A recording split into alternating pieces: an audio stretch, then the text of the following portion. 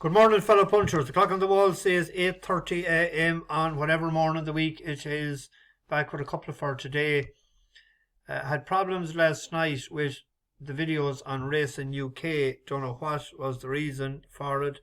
And my laptop, it updated itself this morning. It took about 5 minutes. That was done itself automatically.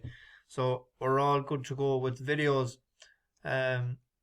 Yesterday was a sort of a day for the nest for me. I had ahead of me a ton weight. I don't know why I couldn't get up. I tried several times, wasn't able to get up to nearly dinner time before I was right. I don't know what was the reason. Maybe it was back in my own bed that I needed rest. I don't know, but didn't answer back any comments yesterday. I will do it this morning. So I went across to my neighbours, and then I finished up in another neighbour's house, and then we went to Strokestown and we visited another house, and I wasn't back until 9:30, 10 o'clock. And then didn't get a chance to put up a video when I couldn't do the look at a couple of races that I wanted to see. Hence, I said I'd do it at 7 a.m. this morning, but I didn't get up until about 10 to 8. So, feeling way better today. Whatever was the reason for yesterday, it's done and dusted. And we had 2 runners and a non-runner yesterday. Chutspal didn't run. Tremor. Can't understand where all that rain came out of. Although it rained here all day, but it wasn't outrageous heavy rain, but it was persistent. Astral Bow, I don't know what happened to that horse. He must have thought he was in a 5 furlong sprint, given no chance to relax up front. And surprisingly, with a non-runner in Brighton, the bookies still pay, some of them paid a 50 odds, 3 places out of 6 on Douglas DC. There was a small, and there was only a small Rule 4. I was thought to be a big Rule 4, but there wasn't. As a 10 to 1 the night before, I think it was paid 9s.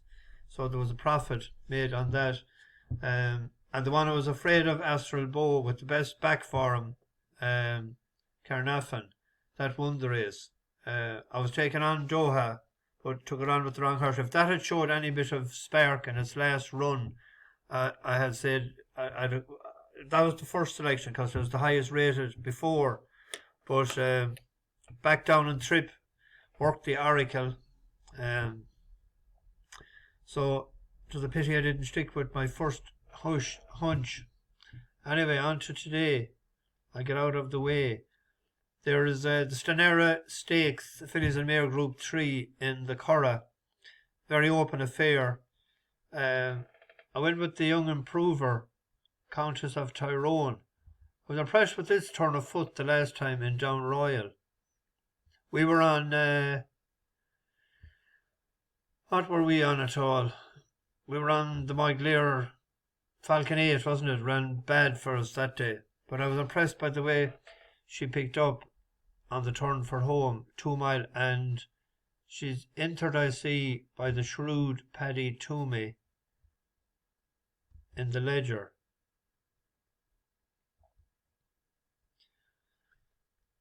The Curragh Cup and the Ledger over, both of them over 1 mile 6. She looked like she was going to get caught the last day, but she didn't. She stayed on. She's in the yellow colours, was to pick it up before the turn for home. With Party Central moving into it, the red cap up on the outside ahead of Escaline.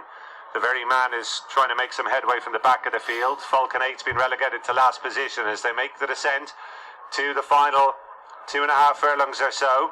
And it's now Countess of Tyrone who's taken over from the long-time leader Prairie Dancer. Party Central tries to cover the move. Escaline, the green and white jacket, is also getting competitive. These have moved on from Prairie Dancer, and then the very man, they come inside the furlong pole, and it's Countess of Tyrone, the leader from Escaline, who's building up a real head of steam on the outside. These two now doing battle to the line. Countess of Tyrone from Escaline as they go close home. Countess of Tyrone on the far side from Escaline. Party Central in third, and a close call for fourth between. Even though it was only a neck or a bit, she wasn't snug enough as well the way when she changed her leads there in the stretch. So that's an each way bet. Not a foregone conclusion, but we're going an each way bet. Then a tricky affair. I normally don't do this, go to maidens because anything can spring up. But I was impressed with two of these, but I'm going with Morrophore. Very well bred horse. It's by Kingman. This mare was well looked after. It's a homebred by George Strawbridge. She's had four other siblings that has ran. Two of them are by Giant's Causeway, one by Nathaniel and one by Siuni. This is by Kingman. Didn't run as a 2-year-old. And the last day, it was as green as grass, slow out of the stalls. This is it here as we pick it up. And runs on to be Far side, Bernalda, Supreme Third. Beauty at the moment can't go with them. Rainbow's Edge has a narrow lead towards the near side, but Inherit is staying with her. Bernalda still there, far side, and then comes Inversion. Rainbow's Edge, though, asked to go and put her seal on the race now, and she starts to lengthen her stride here under Kieran Schumacher. It's Rainbow's Edge going on, and now she starts to draw away in the final furlong. It will be a royal winner here at Newmarket because Rainbow's Edge will win for the Constants. Second place is desperately close between Inherit in... I think that's an above average winner because it had won first time out as well for the Royals. And the horse that is second favourite, Kinaki, Mochi, that showed a great turn of foot too towards the end. So a small little reverse forecast in this. I think it's between the two of them. That had a first time run at Kempton. This was in Lingfield. Just a bit peep at her turn of foot.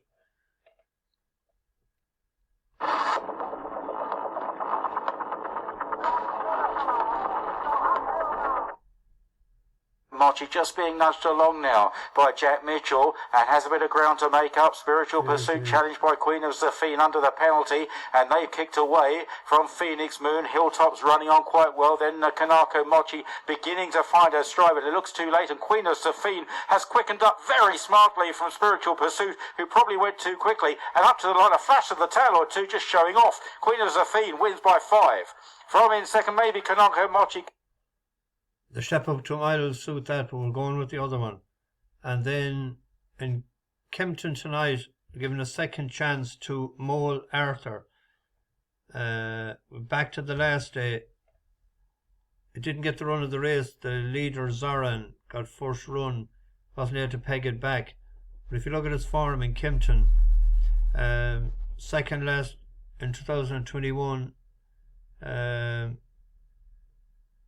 1, 2, 3. The last 4 runs then was third, second, fourth, and second. But even when it was fourth there to Canadian, that was a good run. That was the reason I picked it that day for running on. So there's money for Banderas overnight, but Banderas hasn't ran at the track, but was a running on over 1/6 in Doncaster, wasn't it? Yeah, that time against Churchella. But I think Moel Arthur would be able to beat Churchella. But is not near as good as with the softness on the ground. But it was a good run there at 1.5 miles to Sea King. Sea King has won a couple of times lately. And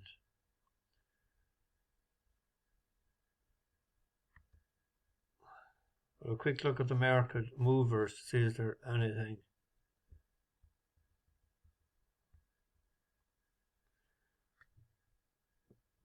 Money for Macanudu.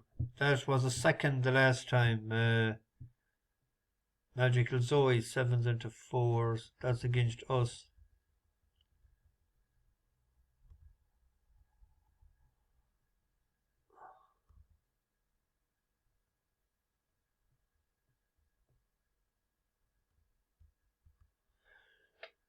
Where are we here? Always solid in the betting.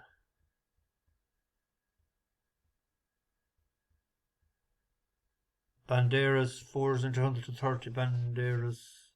Bit of money for that overnight. We'll stay with Moel Arthur though. Well, we'll see the Yarmouth betting.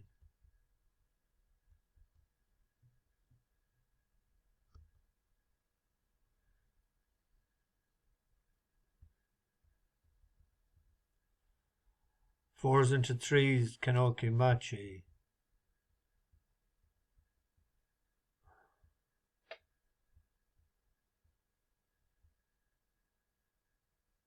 Only for dibble dabble. That's a good little race there, the one after. Morrophore, 15 to 8 out to 9 to 4. Yeah, we'll take that. Now about to get this into the oven. Dash the bookies over and out.